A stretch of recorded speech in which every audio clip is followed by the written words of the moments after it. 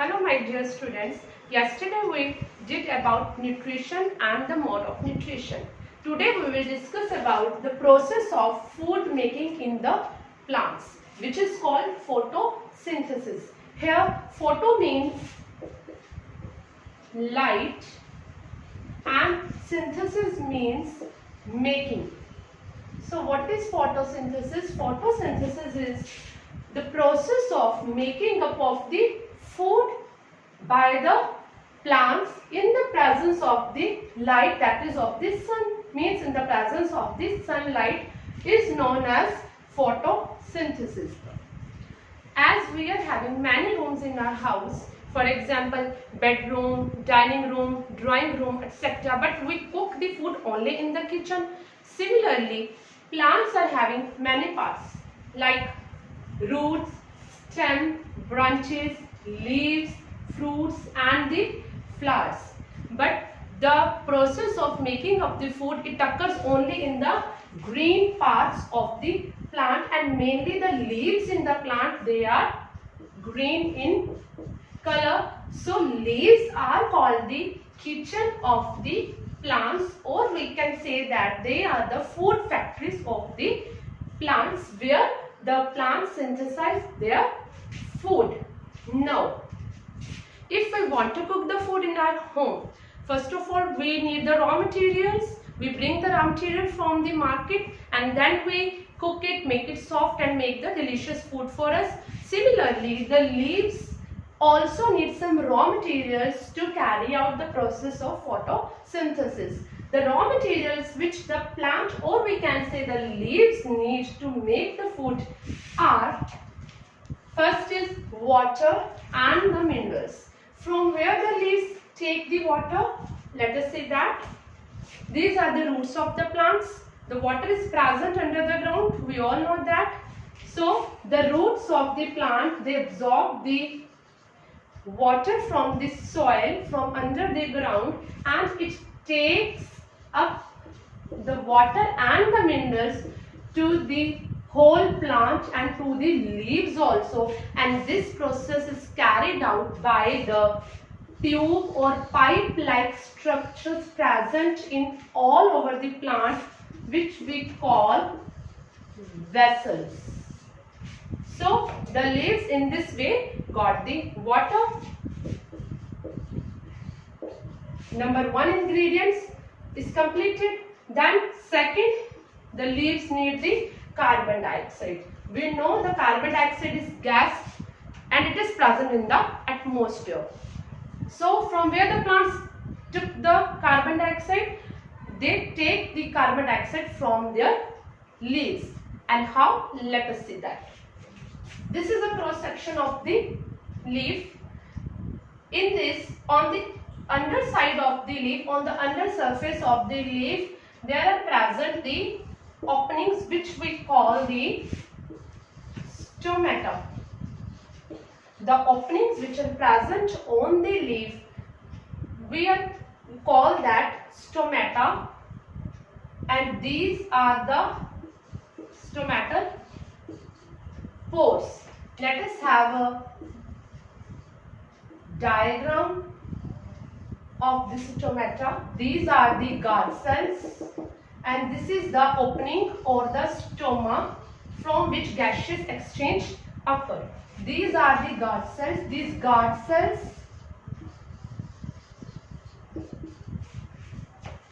they took the responsibility of opening and closing of the stomata. Clear? From here the carbon dioxide gets in the plant. So in spite of these two raw materials, two more things are needed by the leaves to synthesize the food, that are, number one is sunlight and number two is chlorophyll. Now the question arises ki, why only plants can synthesize the food? Why can't we humans or the animals can't? This is because of the presence of the chlorophyll in the cells of the leaves.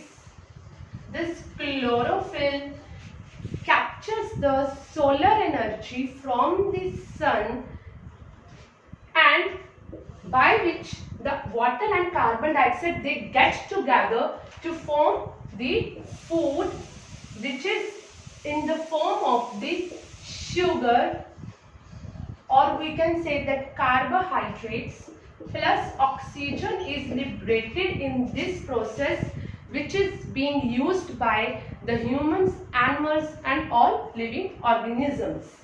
So this is the process of photosynthesis. Let us take a look again at the process. In the process, we need two raw materials, water and carbon dioxide, and in the presence of sunlight and the chlorophyll, the leaves of the plant synthesize the carbohydrates or the food and liberate the oxygen. After that,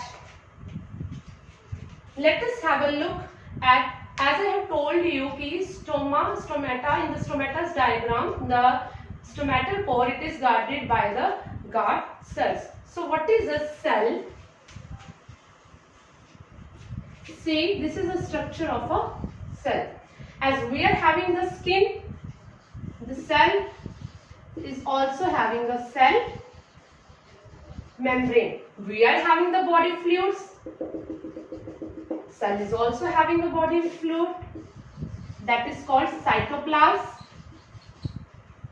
We are having a brain which controls the functioning of our body. Similarly, cell is also having a brain which is called nucleus, and this nucleus, it controls the proper functioning of each and every cell.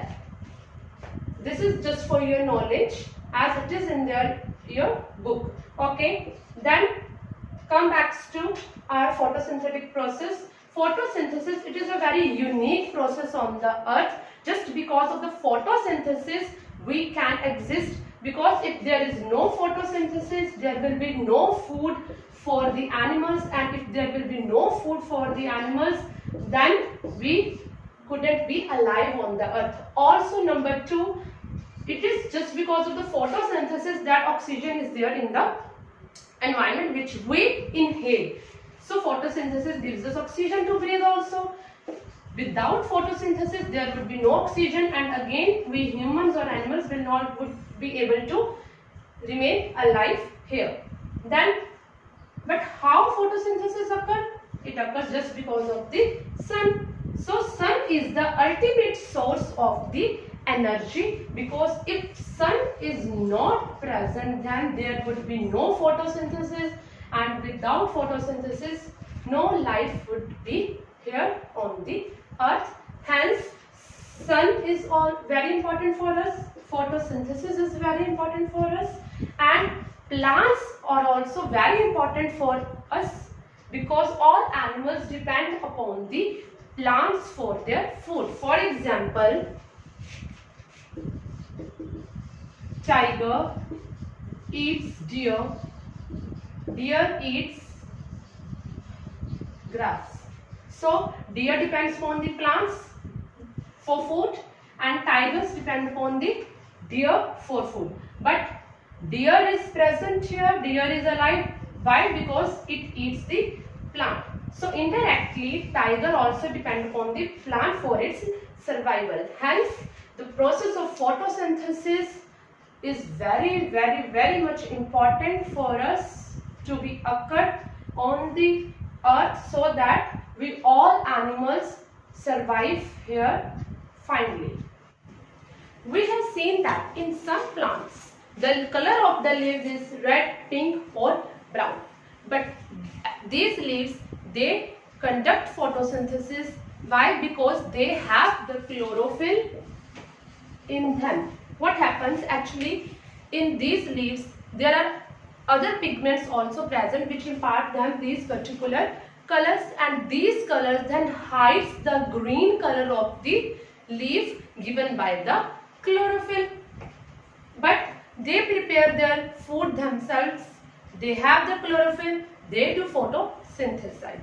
Clear? Next comes the topic algae. First of all, what is an algae? Algae is a water organism. It present in the still water, or we can say that the stagnant water. Algae are greenish in color. Why they are green in color? Because they are also having the chlorophyll in them. So they also conduct the process of photosynthesis and prepare their food themselves. Next is synthesis of the plant food other than carbohydrates. Now we have already discussed that by the process of photosynthesis, plants prepare their food, that is carbohydrates or sugar, which contains carbon, hydrogen and oxygen. But in spite of these, plants also prepare some other food materials which contains fats and proteins also. But we know proteins are nitrogenous substances. So in spite of these three, proteins contain nitrogen. But from where the plants took the nitrogen? As we know, nitrogen is present in abundant amount in the atmosphere in the gaseous form. But the plants, they are not able to receive nitrogen directly. So their helper comes. There is a bacteria called Rhizobium, which is present in the roots of leguminous plants.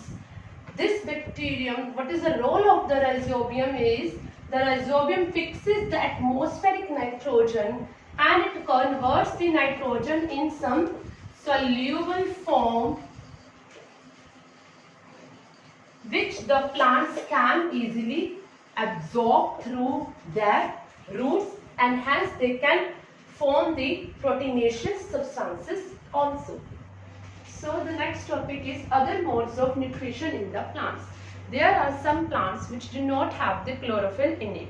So they couldn't synthesize their own food. So they depend upon the other plants for their food. So they opt heterotrophic mode of nutrition. In this, number one is parasitic nutrition. What is a parasite? A parasite is an organism which took the favor of the other organism, take the food and shelter, all the things from the other, but in return it doesn't give anything to that other organism. Take an example. There is a parasite called Cuscuta. In Hindi it is called Amarbeil. It has a yellow tubular structure. It twinning around the host plant. What is a host? Which gives the parasite shelter and the food. So what Cuscuta do? It twins around the stem and the branches of the host plant and takes the food and the shelter from that plant, and in return it doesn't give anything to the plant. So it is a parasite. And this type of nutrition in which that parasite do not give any benefit to the other organism, it is called parasitic mode of nutrition. Number two is insectivorous plants. As the name itself said, the plants which depends upon the insects or the small animals also for their food, they are classified as insectivorous plants. For example is pitcher plant and Venus flytrap. We are having the diagram of the pitcher plant here. In the pitcher plant, the leaves, they are modified into the shape of a pitcher, and the apex of the leaf, it is modified into the lid. What happens here, whenever an insect or some animal, it lands here on the pitcher, then it gets entangled in between the hair which are present on the inner side of the pitcher, and then immediately the lid gets closed and the insect or the animal, the small animal, that it traps here inside between the hair of the pitcher. And then what happens, as in our stomach, the stomach, it secretes some digestive juices and it digests our food, dissolve our food. Similarly, the pitcher plant, it secretes some digestive juices and it dissolves the body of the insect or the small animal. Hence it fulfills its deficiency. But we have seen that these insectivorous plants, they are green in color. It means they have the chlorophyll, so they can synthesize their own food also. Then why there is a need to entrap any insect, etc.? Because they are the partial heterotrophs. Means they got these materials by the photosynthesis process, but the soil in which the insectivorous plants are there, that soil is nitrogen deficient. So to have the fulfillment of the nitrogen, these insectivorous plants, they entrap the insects and fulfill their nitrogen deficiency. Then the next is saprotrophic nutrition. In this, the organisms, they feed on the dead and decaying matter. What happens? These organisms, they excrete some digestive juices on the dead and the decaying matter, and then they absorb the nutrients from them in the soluble form. For example, mushrooms. Okay? So they absorb the nutrients in the soluble form from the dead and decaying matter and get their full growth. And the fourth one is symbiotic relationship. Start. Then the number fourth is symbiotic relationship, or we can say symbiosis. What happened under this kind of relationship? There are again two partners as in the other modes of the nutrition, but here both partner 1 and 2, they get beneficial from each other. Both gets benefit from each other. Okay, what happens in this? In this, the organisms live together. Both partners, they live together and they share food and they share shelter also. We are having two examples of this. Number one example is the example of the fungus which lives in the roots of some trees.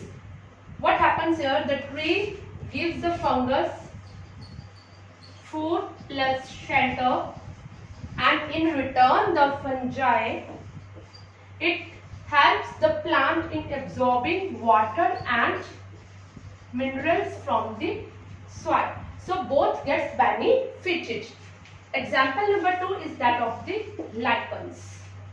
Here again two organisms, they live together. Number 1 is alga and number 2 is fungus.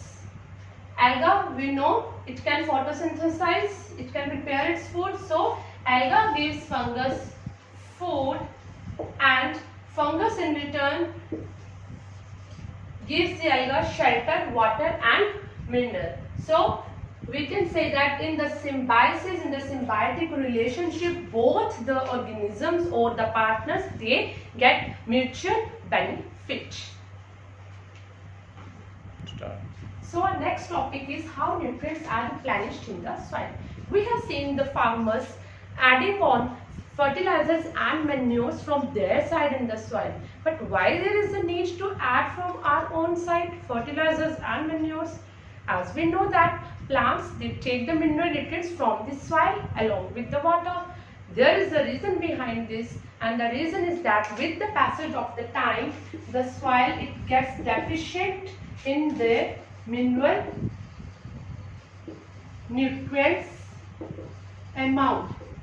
So with the time, we have to enrich the soil with these mineral nutrients. And this is the reason that why farmers, they add the fertilizers, mainly nitrogen, phosphorus and potassium. But they also use some other technique that is called crop rotation.